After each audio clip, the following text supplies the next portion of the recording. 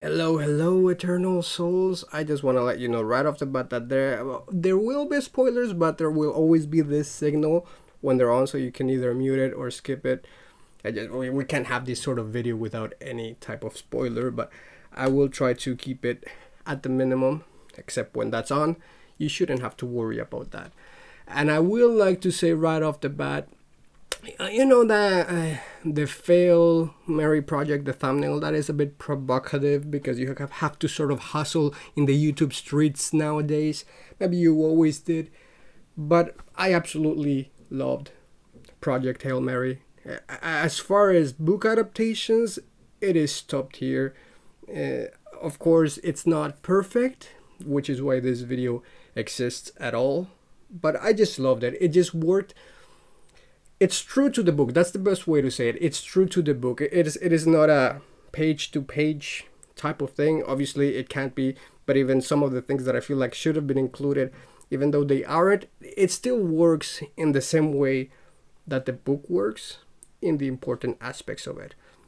And just it's beautiful visually, sonically, and the message is there. The message of cooperation and friendship and sacrifice, which to me are the most important parts of the book, are all in the movie. But then maybe we get to let's call it nitpicks, as we shall say. I have three.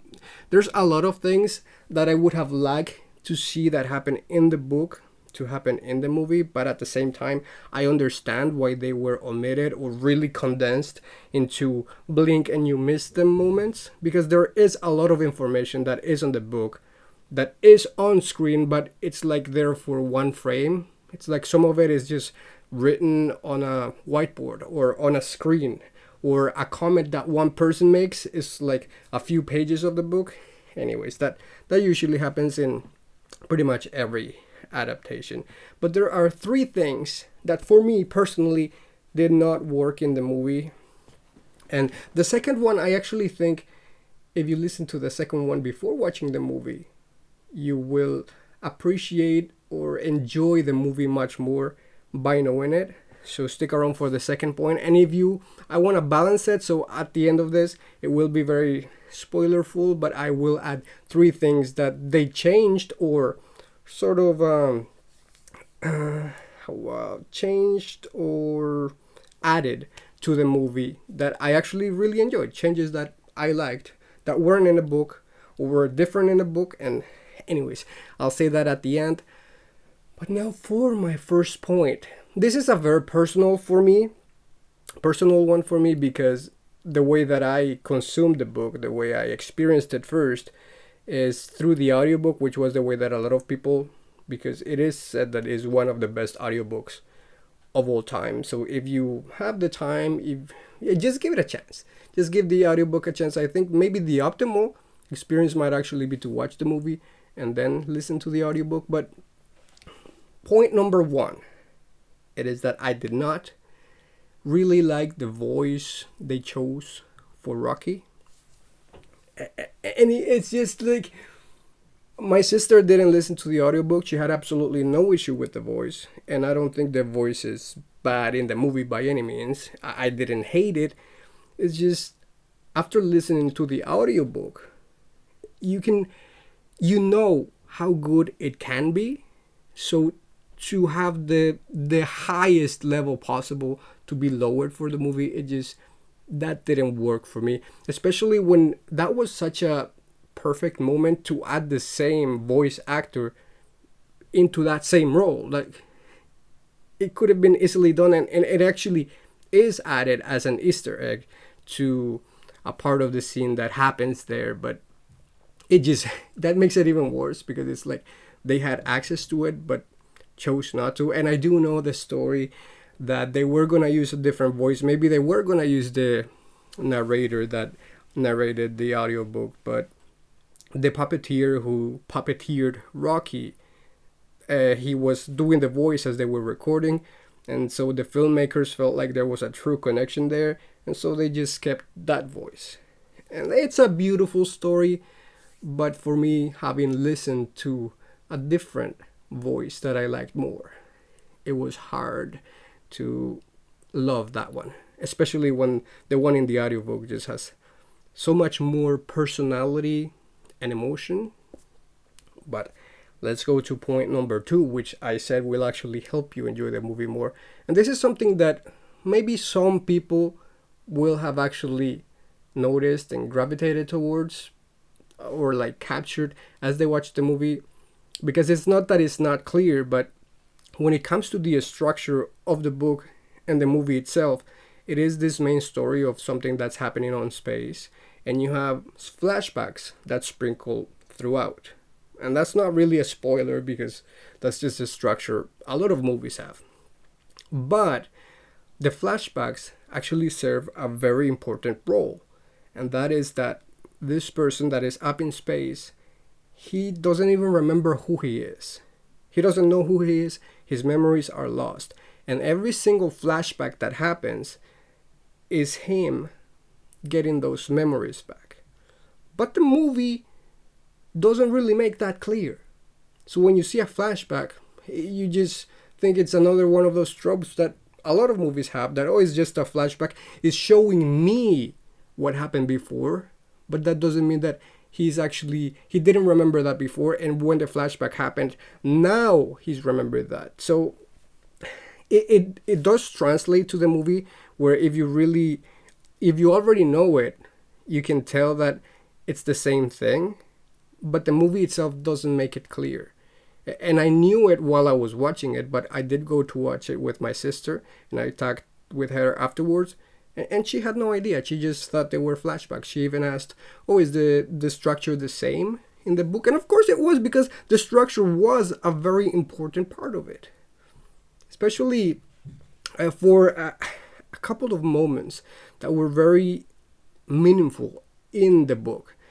The moment where this is a spoiler, the moment where he realizes that he's on a suicide mission is just so much more impactful in the book.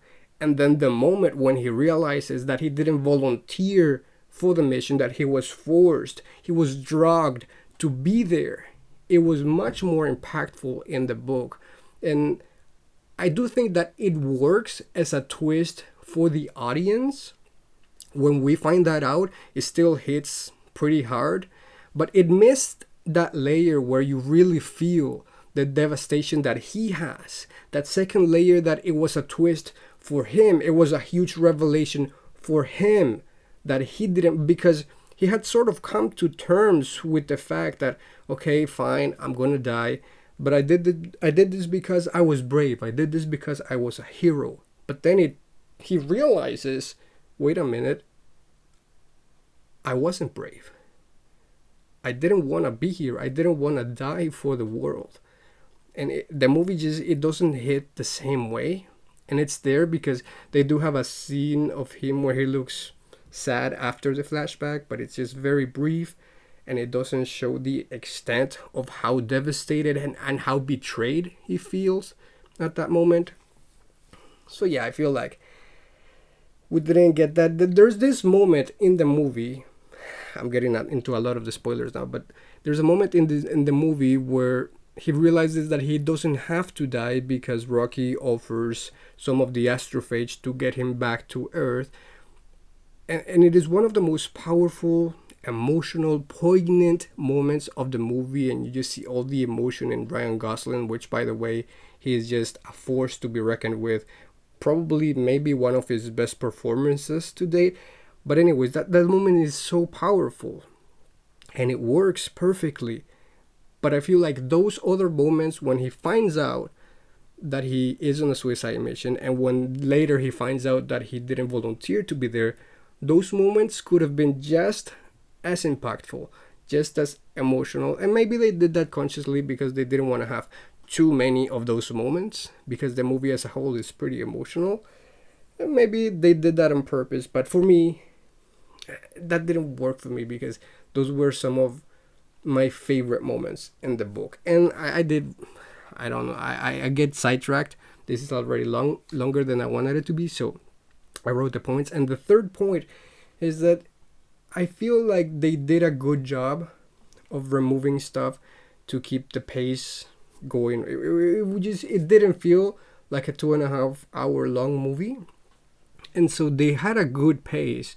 And I did read this comment on thread of somebody that said this movie takes advantage of the tropes that have been instilled in audiences that have watched other sci-fi movies. So for example, in a scene where they're learning to communicate, it's like if you've seen Arrival, you don't need to go too far into this scene to explain what happens there. So they skip a lot of that part, and it just makes sense because you're familiar with the stuff that happens in these types of movies, and that makes sense to me. I don't know if they did that on purpose, but it works on that level. But then, what didn't work for me is that they did a good job of not having to do a lot of exposition, but when it came to the climax, it just didn't feel as impactful as it felt in the book, because the tension of knowing exactly what the danger is here and what is about to happen. Okay, I'll go into more detail. The whole thing about Taumibas, it's this thing that is gonna save them, but it's also this thing that can make them be stranded and die out in space. And when there's this realization in the book, it's a huge moment where you, as the reader, you figure out before he does that Rocky is not going to make it, because he can't really control the Taumiba outbreak by himself, and so he has to decide whether he goes to Earth and becomes a hero to everybody, or he sacrifices himself. And that is made clear. The decision to do that is made clear, but because it is so rushed over about how big of a danger that is, and because it hasn't been established just how aggressive the Taumiba is, because in the book it's actually, they had a previous outbreak that they don't include in the movie, so you don't really realize how big the stakes are, really. And so it works in the movie, but not as good as it could have, not as good as it did in the book. And so they're really nitpicks, because overall I loved the movie. I would actually like to see it again. I love Ryan Gosling even more now. And it's just a beautiful thing. And this channel, it is about perpetual growth, so I always like to tie it into growth.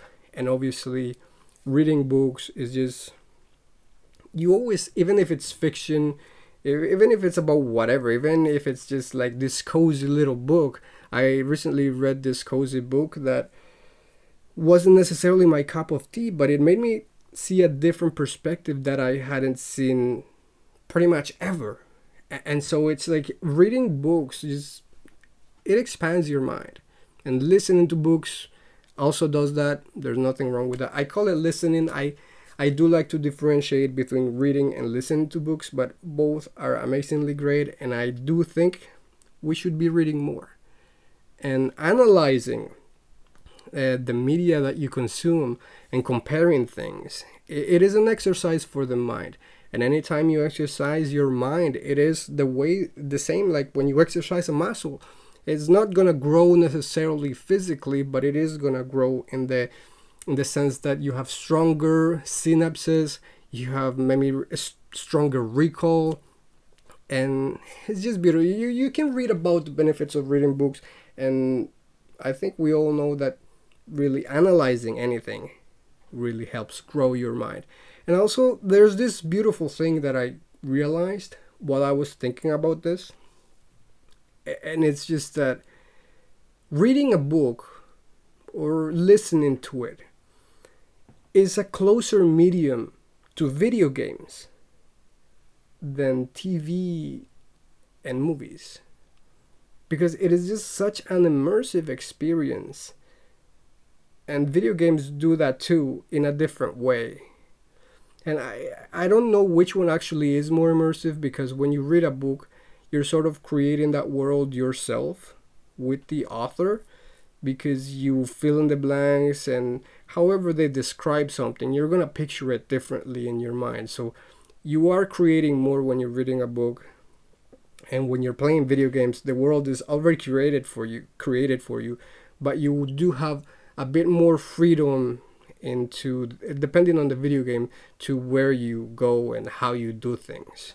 So it's very interesting, but I was just thinking that, yeah, those two mediums are actually much more related than, for example, a video game to a movie.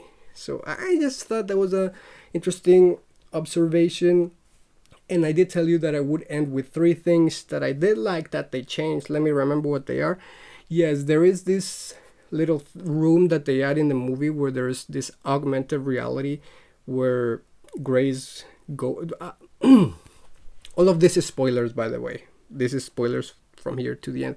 But there's this room of augmented reality where he basically appears to be in a beach, and this is not a part of the book at all. I don't remember it, at least. But he shows a lot of love for the beach, and it sort of comes full circle in the end, which is the third point, but we'll get to that. But yeah, I thought that there are a beautiful thing about him missing Earth and his connection to Earth, making it a bit more, a bit heavier, like to show that he really did miss Earth and that he felt alone and separated from the world where he belonged. And it also served as a place where he bonded with Rocky. And the second one is the karaoke scene that I'm not sure if there was a karaoke scene or not in the book, but I definitely know that Strat did not sing in the book, because the version of Strat would never have done karaoke in the book. And that actually works for me, because the version of Strat in the movie, I know that that's one thing that a lot of people didn't like about the movie, because they love Strat, and so did I, from the book. And I do prefer that version of Strat. But the version that they show in the movie, it does make sense for her to sing at the karaoke at the moment that she did and the way that she did. But for the movie, it just worked. It was this very emotional moment that made the connection of everybody there more real, more human. It just gave it a lot of humanity for the flashbacks that usually just happen very shortly. And I just thought it was a very emotional moment that worked for the movie, and I enjoyed it. And the third thing, I don't know if this is a failure of my own imagination, but when I was listening to the book, the dome at the end where the Iridians created for Grace to live there, I imagined it much smaller when I was listening to it. And again, maybe this is just my failure of imagination, but when I imagined it, it wasn't as Earth-like. It like they did in the book. They do try to make it be like that, but it didn't feel as much as it did in the ending of the movie, where he's basically on this little patch of Earth that feels like Earth. It is Earth. It has this sunlight that seems like it's the Earth's sun, the atmosphere. He's at the beach, and it's just beautiful, and it just works for me. That part might even be a little bit better than it was in the book. So there's that. And so I hope that you enjoy this video, and thank you for watching. I try to keep these videos short, but I can't help but ramble on. And the truth is that, yeah, I do think that it is important to read and analyze things, and that does make sense about this being about growth. But the truth is that I just loved the movie so much, and I was thinking so much about it, and I was just like, well, maybe just turn on the camera and record as I think about it some more. And so that's this video, and I hope you found some benefit in watching it and being with me in these thoughts. And if you have any more observations, any more opinions about the movie or about adaptations themselves, I feel like I talk English every day. I've been living in here in Canada for over 20 years. but I still, my tongue betrays me. Anyways, I will see you later. How do I forget how I say goodbye. Anyways, bye bye.